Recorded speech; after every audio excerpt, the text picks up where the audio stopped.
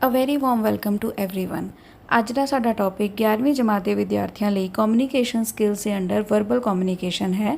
ਜ਼ੁਬਾਨੀ ਸੰਚਾਰ।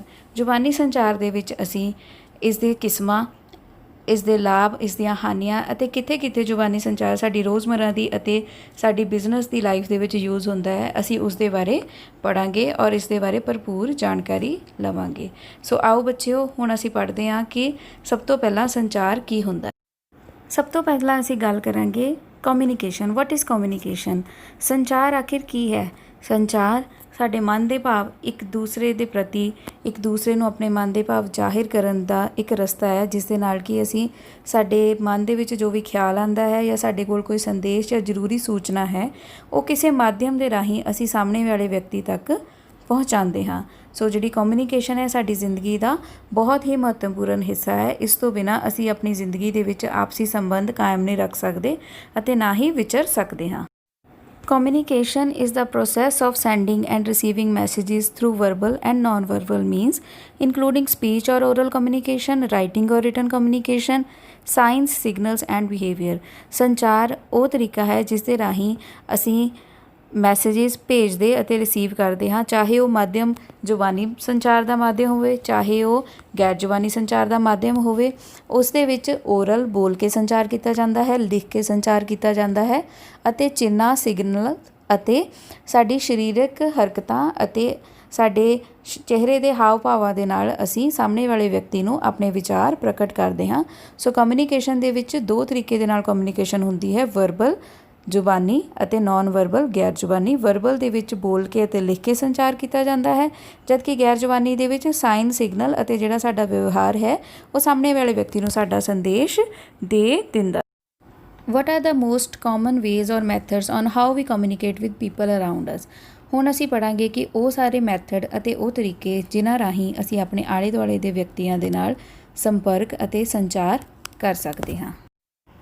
Verbal communication, ਬੋਲੀ ਰਾਹੀਂ ਸੰਚਾਰ। Verbal communication consist of sharing thoughts and the meaning of words. ਇਸ ਦੇ ਵਿੱਚ ਆਪਣੀਆਂ ਥਾਟਸ ਨੂੰ ਅਸੀਂ ਇੱਕ ਵਰਡ ਦੇ ਮੀਨਿੰਗ ਦੇ ਨਾਲ ਮਾਧਿਅਮ ਦੇ ਨਾਲ ਸ਼ੇਅਰ ਕਰਦੇ ਹਾਂ। Verbal communication is the expression of information through language which composed of words and grammar. ਇੱਕ ਗ੍ਰਾਮਰ ਅਤੇ ਸ਼ਬਦਾਂ ਦੇ ਸੁਮੇਲ ਦੇ ਨਾਲ ਬਣੀ ਹੋਈ ਭਾਸ਼ਾ ਦਾ ਇਸਤੇਮਾਲ ਕਰਕੇ ਅਸੀਂ ਜਿਹੜੇ ਆਪਣੇ ਮਨ ਦੇ ਭਾਵ ਅਤੇ ਵਿਚਾਰ ਇੱਕ ਇਨਫੋਰਮੇਸ਼ਨ, ਇੱਕ ਸੰਦੇਸ਼ ਦੇ ਰੂਪ ਵਿੱਚ ਸਾਹਮਣੇ ਵਾਲੇ ਵਿਅਕਤੀ ਤੱਕ ਜ਼ਾਹਿਰ ਕਰਦੇ ਹਾਂ। ਬੋਲ ਕੇ ਕੀਤੇ ਜਾਣ ਵਾਲਾ ਸੰਚਾਰ ਬਹੁਤ ਹੀ ਕਾਮਨ ਤਰੀਕੇ ਦਾ ਸੰਚਾਰ ਹੈ।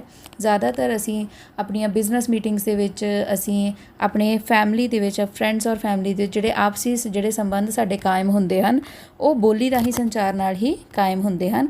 ਇਸ ਦੇ ਵਿੱਚ ਅਸੀਂ ਜਿਹੜੀ ਵੀ ਭਾਸ਼ਾ ਦਾ ਇਸਤੇਮਾਲ ਕਰਦੇ ਹਾਂ, ਉਸ ਭਾਸ਼ਾ ਦੇ ਸਹੀ ਅਨੁਰੂਪ ਨੂੰ ਯੂਜ਼ ਕਰਕੇ, ਉਸ ਦੇ ਗ੍ਰਾਮੈਟੀਕਲ ਰੂਲਸ ਨੂੰ ਫੋਲੋ ਕਰਕੇ ਹੀ ਅਸੀਂ ਕੋਈ ਵੀ ਬੋਲੀ ਦੇ ਵਿੱਚ ਆਪਣੇ ਮਨ ਦੇ ਖਿਆਲ ਅਤੇ ਵਿਚਾਰ ਪ੍ਰਗਟ ਕਰਕੇ ਸਾਹਮਣੇ ਵਾਲੇ ਵਿਅਕਤੀ ਨੂੰ ਪੇਸ਼ ਕਰਦੇ ਹਾਂ, ਤਾਂ ਜੋ ਉਸ ਨੂੰ ਆਸਾਨੀ ਨਾਲ ਉਹ ਵਾਲੇ ਵਿਚਾਰ ਸਮਝ ਆ ਜਾਣ, ਸਾਡਾ ਸੰਦੇਸ਼ ਚੰਗੀ ਤਰ੍ਹਾਂ ਸਮਝ ਆ ਜਾਵੇ ਅਤੇ ਉਸ ਦੇ ਨਾਲ ਅਸੀਂ ਆਪਣੀ ਗੱਲਬਾਤ ਨੂੰ ਅੱਗੇ ਵਧਾ ਸਕੀਏ। ਵਰਬਲ ਕਮਿਊਨੀਕੇਸ਼ਨ ਦੋ ਤਰੀਕੇ ਦੀ ਹੁੰਦੀ ਹੈ, oral and written communication. Oral ਦਾ ਮਤਲਬ ਬੋਲ ਕੇ ਕੀਤੇ ਜਾਣ ਵਾਲਾ ਸੰਚਾਰ ਅਤੇ ਰਿਟਨ ਕਮਿਊਨੀਕੇਸ਼ਨ ਲਿਖ ਕੇ ਕੀਤੇ ਜਾਣ ਵਾਲਾ ਸੰਚਾਰ। ਸਾਹਮਣੇ ਦਿੱਤੀਆਂ ਹੋਈਆਂ ਇਮੇਜਿਸ ਤੋਂ ਤੁਹਾਨੂੰ ਕਲੀਅਰ ਹੈ ਕਿ ਓਰਲ ਦੇ ਵਿੱਚ ਕੁਝ ਵਿਅਕਤੀ ਆਪਸ ਦੇ ਵਿੱਚ ਆਮਣੇ ਸਾਹਮਣੇ ਬੈਠ ਕੇ ਗੱਲ ਕਰ ਰਹੇ ਹਨ, ਜਾਂ ਓਰਲ ਕਮਿਊਨੀਕੇਸ਼ਨ ਟੈਲੀਫੋਨਿਕ ਤਰੀਕੇ ਨਾਲ ਹੋ ਸਕਦੀ ਹੈ। ਅਤੇ ਰਿਟਨ ਕਮਿਊਨੀਕੇਸ਼ਨ ਦੇ ਵਿੱਚ ਤੁਸੀਂ ਦੇਖ ਰਹੇ ਹੋ ਕਿ ਕੋਈ ਵਿਅਕਤੀ ਪੇਪਰ ਦੇ ਉੱਪਰ ਆਪਣੇ ਪੈਨ ਦੇ ਨਾਲ ਲਿਖ ਰਿਹਾ ਹੈ। ਸੋ ਜਿਹੜੀ ਰਿਟਨ ਕਮਿਊਨੀਕੇਸ਼ਨ ਹੈ ਕਿਸੇ ਵੀ ਭਾਸ਼ਾ ਨੂੰ ਯੂਜ਼ ਕਰਕੇ ਰਿਟਨ ਤਰੀਕੇ ਨਾਲ ਕੀਤੀ ਜਾਂਦੀ ਹੈ, ਲਿਖ ਕੇ ਕੀਤੀ ਜਾਂਦੀ ਹੈ, ਅਤੇ ਓਰਲ ਕਮਿਊਨੀਕੇਸ਼ਨ ਬੋਲ ਕੇ ਕੀਤੇ ਜਾਣ ਵਾਲਾ ਸੰਚਾਰ ਹੈ। ਹੁਣ ਅਸੀਂ ਸਭ ਤੋਂ ਪਹਿਲਾਂ ਓਰਲ ਕਮਿਊਨੀਕੇਸ਼ਨ ਬਾਰੇ ਜਾਣਾਂਗੇ, ਬੋਲੀ ਰਾਹੀਂ ਸੰਚਾਰ। ਸਾਹਮਣੇ ਇਮੇਜ ਤੋਂ ਤੁਸੀਂ ਦੇਖ ਰਹੇ ਹੋ ਕਿ ਦੋ ਵਿਅਕਤੀ ਆਪਸ ਦੇ ਵਿੱਚ ਇੱਕ ਦੂਸਰੇ ਦੇ ਸਾਹਮਣੇ ਖੜੇ ਹੋ ਕੇ ਗੱਲਾਂ ਬਾਤਾਂ ਕਰ ਰਹੇ ਨੇ, ਉਹ ਓਰਲ ਕਮਿਊਨੀਕੇਸ਼ਨ ਹੈ। In oral communication spoken words are use. ਬੋਲ ਕੇ ਸ਼ਬਦ ਯੂਜ਼ ਕੀਤੇ ਜਾਂਦੇ ਹਨ। It includes face to face conversation, speech, telephonic conversation, video, radio, television, voice over internet. ਕਹਿੰਦੇ ਕਿ face to face conversation oral communication ਹੁੰਦੀ ਹੈ। ਕੋਈ ਸਪੀਚ ਆਪਾਂ ਸੁਣਦੇ ਹਾਂ, ਉਹ ਵੀ ਬੋਲੀ ਰਾਹੀਂ ਸੰਚਾਰ ਹੈ। ਟੈਲੀਫੋਨ 'ਤੇ ਗੱਲ ਕਰਨਾ, ਕੋਈ ਵੀਡੀਓ ਦੇਖਣਾ ਜਿਹਦੇ 'ਚ ਕਿ ਸਾਹਮਣੇ ਵਾਲਾ ਪਰਸਨ ਬੋਲ ਰਿਹਾ, ਰੇਡੀਓ 'ਤੇ ਸੁਣਨਾ, ਟੈਲੀਵਿਜ਼ਨ 'ਤੇ ਦੇਖਣਾ, ਅਤੇ ਇੰਟਰਨੈਟ 'ਤੇ ਅਸੀਂ ਕੋਈ ਵੀ ਵੌਇਸ ਸੁਣਦੇ ਹਾਂ, ਉਹ ਬੋਲੀ ਰਾਹੀਂ ਸੰਚਾਰ ਹੁੰਦਾ ਹੈ। Communication is influenced by pitch, volume, speed and clarity of speaking. ਕਹਿੰਦੇ ਕਿ ਇਸ ਸੰਚਾਰ ਕਿਹੜੀਆਂ ਚੀਜ਼ਾਂ ਨਾਲ ਪ੍ਰਭਾਵਿਤ ਹੁੰਦਾ ਹੈ? ਜਦੋਂ ਇੱਕ ਬੋਲਣ ਵਾਲੇ ਵਿਅਕਤੀ ਉਹਦੇ ਬੋਲਣ ਦੀ ਕੀ ਤੀਬਰਤਾ ਹੈ, ਉਹ ਕਿਸ ਆਵਾਜ਼ ਦੇ ਵਿੱਚ ਬੋਲ ਰਿਹਾ ਹੈ, ਕਿੰਨੀ ਸਪੀਡ ਦੇ ਨਾਲ ਬੋਲ ਰਿਹਾ ਅਤੇ ਉਸਦੀ ਕਹੀ ਗਈ ਗੱਲ ਕਿੰਨੀ ਕਲੀਅਰ ਹੈ। ਸੋ ਇਹ ਓਰਲ ਕਮਿਊਨੀਕੇਸ਼ਨ ਦੀ ਪਰਿਭਾਸ਼ਾ ਹੈ। ਬੱਚਿਓ, ਹੁਣ ਅਸੀਂ ਓਰਲ ਕਮਿਊਨੀਕੇਸ਼ਨ ਦੀ ਕੁਝ ਐਡਵਾਂਟੇਜਿਸ ਦੀ ਗੱਲ ਕਰਾਂਗੇ। ਸਭ ਤੋਂ ਪਹਿਲੀ ਐਡਵਾਂਟੇਜ ਹੈ ਇਟ ਬ੍ਰਿੰਗਸ ਕੁਇਕ ਫੀਡਬੈਕ। ਜਦੋਂ ਆਮਣੇ ਸਾਹਮਣੇ ਬੈਠ ਕੇ ਗੱਲ ਕਰਦੇ ਹਾਂ ਤਾਂ ਉਸੇ ਵੇਲੇ ਸਾਨੂੰ ਸਾਡਾ ਜਵਾਬ ਮਿਲ ਜਾਂਦਾ ਹੈ। In a face to face conversation by reading facial expressions and body language one can guess whether he or she should trust what's being said or not. ਜਦੋਂ ਅਸੀਂ ਆਮਣੇ ਸਾਹਮਣੇ ਬੈਠ ਕੇ ਗੱਲ ਕਰਦੇ ਹਾਂ ਤਾਂ ਅਸੀਂ ਇੱਕ ਪਰਸਨ ਦੀ ਬੋਡੀ ਲੈਂਗੁਏਜ, ਉਹਦੇ ਫੇਸ ਦੇ ਹਾਵ ਭਾਵ, ਉਹਦੇ ਅੱਖਾਂ ਦੇ ਵਿੱਚ ਸੰਪਰਕ ਕਰਕੇ ਜਾਣ ਸਕਦੇ ਹਾਂ ਕਿ ਅਸੀਂ ਸਾਹਮਣੇ ਵਾਲੇ ਵਿਅਕਤੀ 'ਤੇ ਟਰਸਟ ਕਰ ਸਕਦੇ ਹਾਂ ਜਾਂ ਨਹੀਂ ਕਰ ਸਕਦੇ। ਮੋਰ ਪਰਸਨਲ ਐਂਡ ਇਨਫੋਰਮਲ, ਇਹ ਜ਼ਿਆਦਾ ਪਰਸਨਲ ਹੋ ਜਾਂਦਾ ਹੈ ਅਤੇ ਗੈਰ ਰਸਮੀ ਵੀ ਹੋ ਜਾਂਦਾ ਹੈ। ਮੇਕ ਇਮੀਡੀਏਟ ਇੰਪੈਕਟ, ਇਸ ਦੇ ਨਾਲ ਉਸੇ ਵੇਲੇ ਪ੍ਰਭਾਵ ਪੈਂਦਾ ਹੈ। ਜਦੋਂ ਅਸੀਂ ਕੋਈ ਗੱਲ ਕਿਸੇ ਦੇ ਸਾਹਮਣੇ ਬੋਲ ਕੇ ਕਰਦੇ ਹਾਂ ਤਾਂ ਉਸ ਗੱਲ ਦਾ ਪ੍ਰਭਾਵ ਉਸੇ ਵੇਲੇ ਹੀ ਸਾਹਮਣੇ ਵਾਲੇ ਵਿਅਕਤੀ 'ਤੇ ਪੈ ਜਾਂਦਾ ਹੈ। Helps us correct our messages according to the feedback and nonverbal cues from the listener. ਜਦੋਂ ਅਸੀਂ ਕਿਸੇ ਦੇ ਨਾਲ ਗੱਲ ਕਰ ਰਹੇ ਹੁੰਦੇ ਹਾਂ, ਅਸੀਂ ਉਸੇ ਵੇਲੇ ਹੀ, ਅਗਰ ਸਾਨੂੰ ਫੀਡਬੈਕ ਜਦੋਂ ਨਾਲ ਮਿਲ ਜਾਂਦੀ ਹੈ ਤਾਂ ਉਸੇ ਵੇਲੇ ਹੀ ਅਸੀਂ ਆਪਣੇ ਮੈਸੇਜ ਨੂੰ ਕਰੈਕਟ ਕਰ ਸਕਦੇ ਹਾਂ। ਅਗਰ ਸਾਡੀ ਕਹੀ ਗਈ ਗੱਲ ਸਾਹਮਣੇ ਵਾਲੇ ਵਿਅਕਤੀ ਨੂੰ ਸਮਝ ਨਹੀਂ ਆ ਰਹੀ ਜਾਂ ਅੱਛੀ ਨਹੀਂ ਲੱਗ ਰਹੀ ਤਾਂ ਅਸੀਂ ਆਪਣੇ ਮੈਸੇਜ ਨੂੰ ਉਸੇ ਵੇਲੇ ਸਹੀ ਕਰ ਸਕਦੇ ਹਾਂ ਅਤੇ ਸਾਨੂੰ ਇਹ ਵਾਲੇ ਸਿਗਨਲ ਸਾਹਮਣੇ ਵਾਲੇ ਪਰਸਨ ਜੋ ਸਾਡੀ ਗੱਲ ਸੁਣ ਰਿਹਾ ਹੈ ਉਸਦੀ ਬੋਡੀ ਲੈਂਗੁਏਜ ਤੋਂ ਵੀ ਪਤਾ ਚੱਲ ਜਾਏਗਾ ਕਿ ਉਹ ਸਾਡੀ ਗੱਲ ਨੂੰ ਸੁਣ ਕੇ ਕਿਵੇਂ ਰਿਐਕਟ ਕਰ ਰਿਹਾ ਹੈ। ਸੋ ਇਸ ਦੇ ਨਾਲ ਕੀ ਹੋਵੇਗਾ ਕਿ ਅਸੀਂ ਆਪਣੇ ਮੈਸੇਜ ਨੂੰ ਉਸੇ ਵੇਲੇ ਕਰੈਕਟ ਕਰਕੇ ਸਾਹਮਣੇ ਵਾਲੇ ਵਿਅਕਤੀ ਦੇ ਨਾਲ ਕੋਈ ਵੀ ਮਿਸਅੰਡਰਸਟੈਂਡਿੰਗ ਹੋਣ ਤੋਂ ਬਚਾ ਸਕਦੇ ਹਾਂ। ਸੋ ਓਰਲ ਕਮਿਊਨੀਕੇਸ਼ਨ ਦੇ ਵਿੱਚ ਇਹ ਸਾਰੇ ਐਡਵਾਂਟੇਜਿਸ ਆ ਕਿ ਫੇਸ ਟੂ ਫੇਸ ਕਨਵਰਸੇਸ਼ਨ ਕਰਕੇ ਅਸੀਂ ਸਾਹਮਣੇ ਵਾਲੇ ਵਿਅਕਤੀ ਦੇ ਹਾਵ ਭਾਵਾਂ ਨੂੰ ਦੇਖ ਕੇ ਉਸ ਦੇ ਨਾਲ ਟਰਸਟ ਵੀ ਕਾਇਮ ਕਰ ਸਕਦੇ ਹਾਂ, ਉਸ ਦੇ ਨਾਲ ਗੈਰ ਰਸਮੀ ਅਤੇ ਪਰਸਨਲ ਰਿਸ਼ਤੇ ਵੀ ਕਾਇਮ ਕਰ ਸਕਦੇ ਹਾਂ ਅਤੇ ਸਾਨੂੰ ਤੁਰੰਤ ਫੀਡਬੈਕ ਮਿਲਣ ਦੇ ਕਾਰਨ ਸਾਡਾ ਕੰਮ ਆ ਜਲਦੀ ਹੋ ਜਾਂਦਾ ਹੈ ਅਤੇ ਇਸ ਦਾ ਇੱਕ ਬਹੁਤ ਹੀ ਜ਼ਿਆਦਾ ਸਾਡੀ ਜ਼ਿੰਦਗੀ 'ਤੇ ਪ੍ਰਭਾਵ ਪੈਂਦਾ ਹੈ ਕਿਉਂਕਿ ਜੋ ਵੀ ਗੱਲ ਹੈ ਸਾਹਮਣੇ ਬੈਠ ਕੇ ਕੀਤੀ ਗਈ ਹੁੰਦੀ ਹੈ। ਸੋ ਇਹ ਹਨ ਇਸ ਦੇ ਕੁਝ ਲਾਭ। ਐਡਵਾਂਟੇਜਿਸ ਦੇ ਨਾਲ ਹੀ ਕੁਝ ਡਿਸਐਡਵਾਂਟੇਜਿਸ ਵੀ ਆਉਂਦੀਆਂ ਹਨ। ਸਭ ਤੋਂ ਪਹਿਲੀ ਡਿਸਐਡਵਾਂਟੇਜ ਹੈ a word once uttered can not be taken back. ਕਹਿੰਦੇ ਨੇ ਕਿ ਇੱਕ ਵਾਰੀ ਬੋਲਿਆ ਹੋਇਆ ਸ਼ਬਦ ਵਾਪਸ ਨਹੀਂ ਲਿਆ ਜਾ ਸਕਦਾ।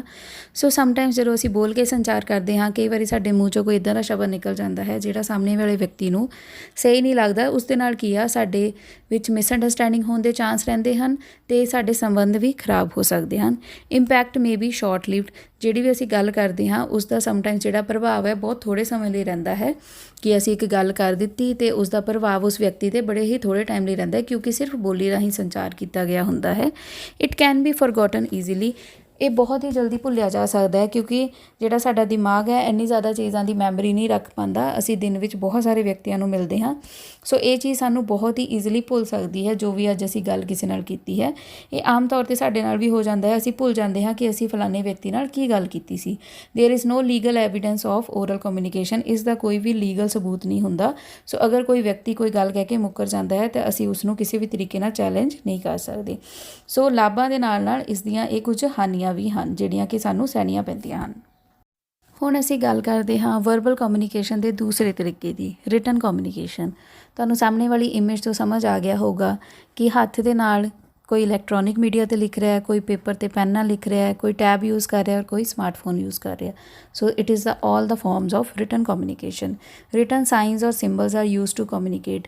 ਲਿਖੇ ਹੋਏ ਚਿੰਨ੍ਹ ਅਤੇ ਸਿੰਬਲ ਕਮਿਊਨੀਕੇਟ ਕਰਨ ਲਈ ਯੂਜ਼ ਕੀਤੇ ਜਾਂਦੇ ਹਨ। Can be transmitted via email, letter, report or memo. ਇਸ ਦੇ ਵਿੱਚ ਮੈਸੇਜ ਨੂੰ ਇੱਕ ਦੂਸਰੇ ਤੱਕ ਟਰਾਂਸਫਰ ਕਰਨ ਦਾ ਜ਼ਰੀਆ ਈਮੇਲ, ਚਿੱਠੀ ਪੱਤਰ, ਰਿਪੋਰਟ ਅਤੇ ਮੈਮੋ ਆਦਿ ਹੋ ਸਕਦੇ ਹਨ। Most common farm of communication being used in business. ਜਦੋਂ ਅਸੀਂ ਇੱਕ ਬਿਜ਼ਨਸ ਐਨਵਾਇਰਨਮੈਂਟ ਦੇ ਵਿੱਚ ਕੰਮ ਕਰਦੇ ਹਾਂ ਉਸ ਦੇ ਵਿੱਚ ਹਰ ਇੱਕ ਚੀਜ਼ ਦਾ legal evidence, proper record keeping ਹੁੰਦੀ ਹੈ। ਸੋ ਬਿਜ਼ਨਸ ਦੇ ਵਿੱਚ ਯੂਜ਼ ਕਰਨ ਦੇ ਵਾਲਾ ਸਭ ਤੋਂ ਜ਼ਿਆਦਾ ਕਾਮਨ ਫਾਰਮ ਆਫ ਇਹ ਕਮਿਊਨੀਕੇਸ਼ਨ ਹੈ ਕਿ ਅਗਰ ਕਿਸੇ ਨੂੰ ਕੋਈ ਵੀ ਆਰਡਰ ਦੇਣਾ ਹੈ ਤਾਂ ਉਹ ਲੈਟਰ ਫਾਰਮ ਦੇ ਵਿੱਚ ਹੋਏਗਾ। ਅਗਰ ਕੋਈ ਕਿਸੇ ਚੀਜ਼ ਦੀ ਇਨਫੋਰਮੇਸ਼ਨ ਦੇਣੀ ਹੈ that can be in the emails, written text, written memos, reports ਹੋਣਗੇ ਤਾਂ ਕਿ ਸਾਹਮਣੇ ਵਾਲਾ ਵਿਅਕਤੀ ਕਦੀ ਵੀ ਇਹ ਨਹੀਂ ਕਹਿ ਸਕਦਾ ਕਿ ਮੈਨੂੰ ਇਨਫੋਰਮੇਸ਼ਨ ਨਹੀਂ ਮਿਲੀ ਕਿਉਂਕਿ ਇਹਨਾਂ ਦਾ ਪ੍ਰੋਪਰ ਚੈੱਕ ਹੁੰਦਾ ਹੈ ਕਿ ਹਾਂ, ਜਦੋਂ ਅਸੀਂ ਦੇਖ ਲੈਂਦੇ ਹਾਂ ਕਿ ਈਮੇਲ ਜਦੋਂ ਅਸੀਂ ਸੈਂਡ ਕੀਤੀ ਹੈ ਸੋ ਸਾਡੇ ਰਿਸੀਪੈਂਟਸ ਦੇ ਵਿੱਚ ਸ਼ੋ ਹੋ ਜਾਂਦਾ ਕਿ ਇੰਨੇ ਵਿਅਕਤੀਆਂ ਨੇ ਸਾਡਾ ਈਮੇਲ ਰਿਸੀਵ ਕਰ ਲਿਆ। ਜਾਂ ਅੱਜ ਕੱਲ੍ਹ ਜਿੱਦਾਂ ਅਸੀਂ ਵਟਸਐਪ ਯੂਜ਼ ਕਰਦੇ ਹਾਂ ਸੋ ਵਟਸਐਪ ਦੇ ਬਲੂ ਟਿਕ ਤੋਂ ਸਾਨੂੰ ਪਤਾ ਚੱਲ ਜਾਂਦਾ ਹੈ ਕਿ ਸਾਹਮਣੇ ਵਾਲੇ ਵਿਅਕਤੀ ਨੇ ਸਾਡਾ ਮੈਸੇਜ ਪੜ੍ਹ ਲਿਆ। ਸੋ ਫਿਰ ਉਸ ਪਰਸਨ ਦੀ ਰਿਸਪੋਂਸੀਬਿਲਿਟੀ ਬਣ ਜਾਂਦੀ ਹੈ ਕਿ ਜੋ ਵੀ ਇਨਫੋਰਮੇਸ਼ਨ ਉਹਨੂੰ ਦਿੱਤੀ ਗਈ ਹੈ ਜਾਂ ਵੀ ਇਨਫੋਰਮੇਸ਼ਨ ਉਹ ਤੋਂ ਮੰਗੀ ਗਈ ਹੈ ਉਸ ਅਕੋਰਡਿੰਗ ਉਸਨੂੰ ਰਿਸਪੋਂਸੀਬਿਲਿਟੀ ਦੇ ਨਾਲ ਕੰਮ ਕਰਨਾ ਪੈਂਦਾ ਹੈ। ਸੋ ਬੱਚਿਓ, ਇਹ ਰਿਟਨ ਕਮਿਊਨੀਕੇਸ਼ਨ ਦੇ ਫਾਰਮਸ ਹਨ ਕਿ ਰਿਟਨ ਕਮਿਊਨੀਕੇਸ਼ਨ ਕਿਵੇਂ ਕੀਤੀ ਜਾਂਦੀ ਹੈ। ਰਿਟਨ ਕਮਿਊਨੀਕੇਸ਼ਨ ਦੇ ਸਾਨੂੰ ਕੀ ਲਾਭ ਹਨ?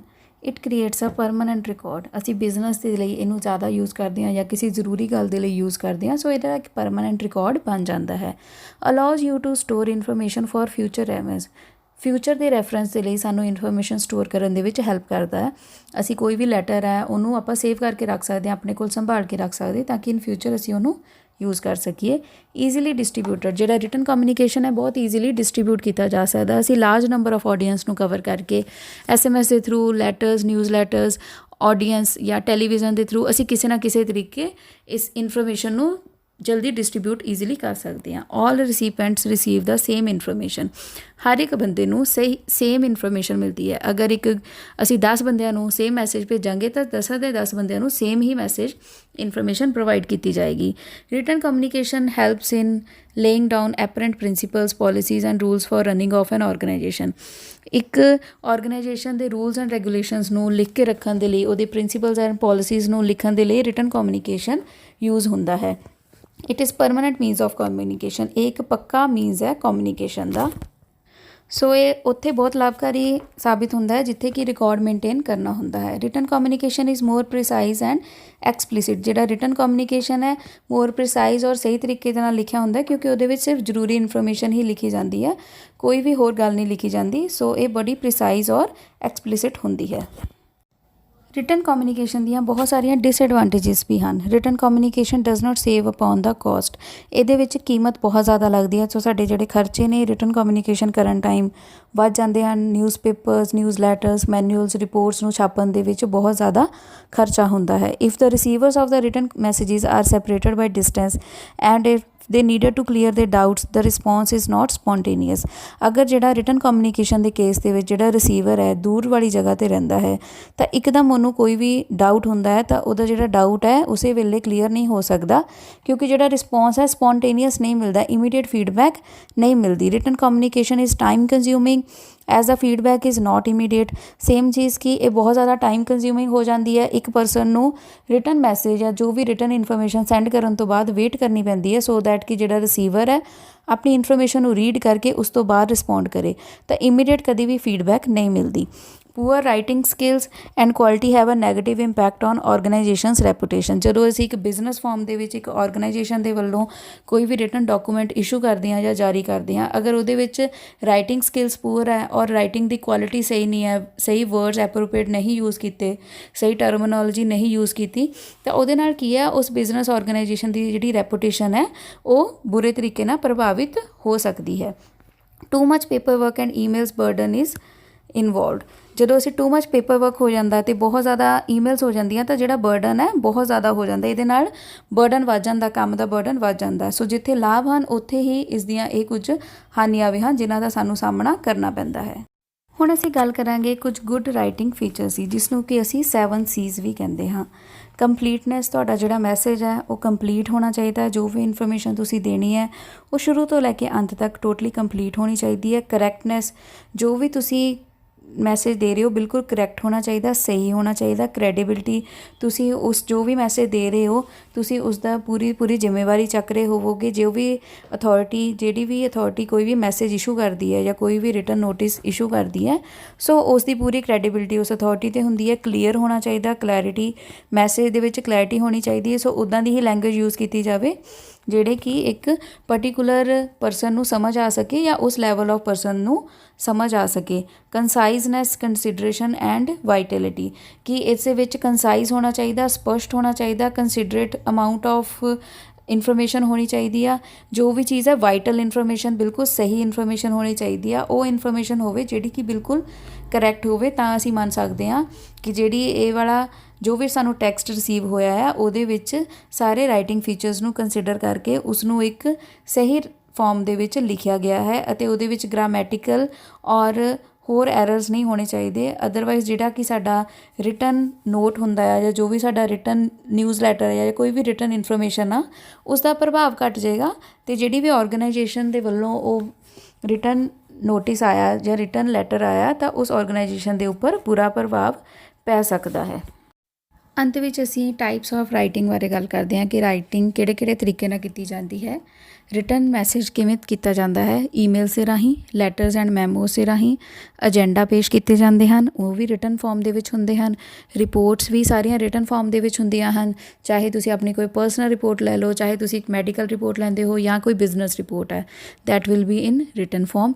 ਪ੍ਰਮੋਸ਼ਨਲ ਮਟੀਰੀਅਲ, ਜਦੋਂ ਵੀ ਕਿਸੇ ਚੀਜ਼ ਦੀ ਪ੍ਰਮੋਸ਼ਨ ਕੀਤੀ ਜਾਂਦੀ ਹੈ ਉਦੋਂ ਵੀ ਰਿਟਨ ਫਾਰਮ ਦੇ ਵਿੱਚ ਮਟੀਰੀਅਲ ਹੁੰਦਾ ਹੈ। ਅਕੈਡਮਿਕ ਡਾਕੂਮੈਂਟਸ, ਜਦੋਂ ਵੀ ਅਸੀਂ ਕੋਈ ਕਲਾਸ ਪਾਸ ਕਰਦੇ ਹਾਂ ਜਾਂ ਕੁਛ ਵੀ ਪੜ੍ਹਦੇ ਹਾਂ ਤਾਂ ਸਾਨੂੰ ਅਕੈਡਮਿਕ ਡਾਕੂਮੈਂਟ ਰਿਟਨ ਫਾਰਮ 'ਚ ਮਿਲਦਾ ਹੈ। ਰਿਸਰਚ ਮਟੀਰੀਅਲ ਔਰ ਜੋ ਵੀ ਵਾਈਟ ਪੇਪਰ ਡਾਕੂਮੈਂਟਸ ਹੁੰਦੇ ਆ, ਇਹ ਸਾਰੇ ਹੀ ਰਿਟਨ ਫਾਰਮ ਦੇ ਟਾਈਪਸ ਨੇ। ਹੁਣ ਸਭ ਤੋਂ ਅੰਤ ਦੇ ਵਿੱਚ ਅਸੀਂ ਕੁਝ ਕੁਐਸਚਨਸ ਕਰਾਂਗੇ। ਜੋ ਵੀ ਅੱਜ ਤੁਸੀਂ ਟੌਪਿਕ ਪੜ੍ਹਿਆ ਉਹਦੇ ਨਾਲ ਰਿਲੇਟਡ ਮੈਂ ਕੁਝ ਕੁਐਸਚਨਸ ਤੁਹਾਨੂੰ ਪੁੱਟ ਕਰੂੰਗੀ ਔਰ ਮੈਂ ਉਮੀਦ ਕਰਦੀ ਹਾਂ ਕੁਐਸਚਨ ਪੜ੍ਹਦੇ ਹੀ ਤੁਹਾਨੂੰ ਇਹਨਾਂ ਪ੍ਰਸ਼ਨਾਂ ਦੇ ਜਵਾਬ ਆ ਜਾਣਗੇ। Define communication. What are the two types of communication? Define verbal communication and its types. What do you mean by oral and written communication? Write few advantages and disadvantages of oral communication. Define written communication and various forms of it. What are the advantages and disadvantages of written communication? What are the essential features of a good writing material? ਸੰਚਾਰ ਕੀ ਹੈ? ਸੰਚਾਰ ਕਿਹੜੇ ਦੋ ਤਰ੍ਹਾਂ ਦਾ ਹੁੰਦਾ ਹੈ? ਜ਼ੁਬਾਨੀ ਸੰਚਾਰ ਕੀ ਹੁੰਦਾ ਹੈ ਅਤੇ ਇਸ ਦੀਆਂ ਕੀ ਕਿਸਮਾਂ ਹਨ? ਓਰਲ ਅਤੇ ਰਿਟਨ ਕਮਿਊਨੀਕੇਸ਼ਨ, ਬੋਲ ਕੇ ਅਤੇ ਲਿਖ ਕੇ ਸੰਚਾਰ ਕੀ ਹੁੰਦਾ ਹੈ? ਬੋਲ ਕੇ ਕੀਤੇ ਸੰਚਾਰ ਦੇ ਲਾਭ ਅਤੇ ਹਾਨੀਆਂ ਕੀ ਹਨ? ਲਿਖ ਕੇ ਕੀਤੇ ਸੰਚਾਰ ਨੂੰ ਕਿਵੇਂ ਪਰਿਭਾਸ਼ਿਤ ਕਰਾਂਗੇ ਅਤੇ ਉਸ ਦੇ ਕੀ ਫਾਰਮ ਹਨ? ਲਿਖ ਕੇ ਕੀਤੇ ਸੰਚਾਰ ਦੇ ਕੀ ਐਡਵਾਂਟੇਜਿਸ ਔਰ ਡਿਸਐਡਵਾਂਟੇਜਿਸ ਹਨ ਅਤੇ ਚੰਗੀ ਹੈਂਡ ਰਾਈਟਿੰਗ ਦੇ ਕੀ ਅਸੈਂਸ਼ੀਅਲ ਫੀਚਰਸ ਹਨ। ਸੋ ਬੱਚਿਓ, ਐਂਡ ਦੇ ਵਿੱਚ ਮੈਂ ਤੁਹਾਡਾ ਸਾਰਿਆਂ ਦਾ ਧੰਨਵਾਦ ਕਰਨਾ ਚਾਹੁੰਦੀ ਹਾਂ ਔਰ ਮੈਂ ਉਮੀਦ ਕਰਦੀ ਹਾਂ ਕਿ ਅੱਜ ਦਾ ਟੌਪਿਕ ਤੁਹਾਨੂੰ ਸਾਰਿਆਂ ਨੂੰ ਬਹੁਤ ਅੱਛੀ ਤਰ੍ਹਾਂ ਸਮਝ ਆਇਆ ਹੋਊਗਾ। ਇਸ ਵੀਡੀਓ ਦਾ ਐਂਡ ਮੈਂ ਇੱਕ ਛੋਟੇ ਜਿਹੇ ਮੋਟੀਵੇਸ਼ਨਲ ਚੀਜ਼ ਤੋਂ ਕਰਨਾ ਚਾਹੁੰਦੀ ਹਾਂ। ਕਹਿੰਦੇ ਸਟਾਰਟ ਵੇਅਰ ਯੂ ਆਰ, ਜਿੱਥੇ ਤੁਸੀਂ ਹੋ ਉੱਥੇ ਹੀ ਸ਼ੁਰੂ ਕਰ ਦਿਓ। ਯੂਜ਼ ਵਟ ਯੂ ਹੈਵ, ਜੋ ਵੀ ਤੁਹਾਡੇ ਕੋਲ ਮੀਨਸ ਨੇ ਉਹਨਾਂ ਦਾ ਇਸਤੇਮਾਲ ਕਰਕੇ ਡੂ ਵਟ ਯੂ ਕੈਨ, ਜੋ ਵੀ ਤੁਸੀਂ ਕਰ ਸਕਦੇ ਹੋ ਉਸ ਦੀ ਸ਼ੁਰੂਆਤ ਕਰੋ। ਕਹਿੰਦੇ ਕਿ ਤੁਪਕਾ ਕਰਕੇ ਹੀ ਸਮੁੰਦਰ ਭਰਦਾ ਹੈ। ਸੋ ਤੁਸੀਂ ਉਹ ਤੁਪਕਾ ਬਣੋ। ਤੁਸੀਂ ਆਪਣੇ ਲਈ ਜ਼ਿੰਦਗੀ ਦੇ ਵਿੱਚ ਜੋ ਵੀ ਤੁਹਾਡੇ ਕੋਲ ਰਿਸੋਰਸਿਸ ਅਵੇਲੇਬਲ ਨੇ, ਕਦੇ ਵੀ ਇਹ ਨਾ ਦੇਖੋ ਕਿ ਦੁਨੀਆ ਤੁਹਾਡੇ ਕੋਲ ਇਹ ਨਹੀਂ ਹੈਗਾ। ਤੁਸੀਂ ਇਹ ਸੋਚੋ ਕਿ ਤੁਹਾਡੇ ਕੋਲ ਕੀ ਹੈਗਾ ਆ ਅਤੇ ਤੁਸੀਂ ਉਸ ਦੇ ਨਾਲ ਕੀ ਅਚੀਵ ਕਰ ਸਕਦੇ ਹੋ। ਸੋ ਮੈਂ ਉਮੀਦ ਕਰਦੀ ਹਾਂ ਤੁਸੀਂ ਜ਼ਿੰਦਗੀ ਦੇ ਵਿੱਚ ਬਹੁਤ ਹੀ ਸਕਸੈਸਫੁਲ ਬਣੋਗੇ। ਜ਼ਿੰਦਗੀ ਦੇ ਵਿੱਚ ਜੋ ਵੀ ਤੁਹਾਨੂੰ ਅਵੇਲੇਬਲ ਚੀਜ਼ਾਂ ਆ ਉਹਨਾਂ ਦਾ ਇਸਤੇਮਾਲ ਕਰਕੇ ਆਪਣੀ ਜ਼ਿੰਦਗੀ ਦੇ ਵਿੱਚ ਅੱਗੇ ਵਧੋਗੇ। ਮੇਰੇ ਵੱਲੋਂ ਸਾਰਿਆਂ ਨੂੰ ਪਿਆਰ ਭਰੀ ਸਤਿ ਸ਼੍ਰੀ ਅਕਾਲ। ਧੰਨਵਾਦ।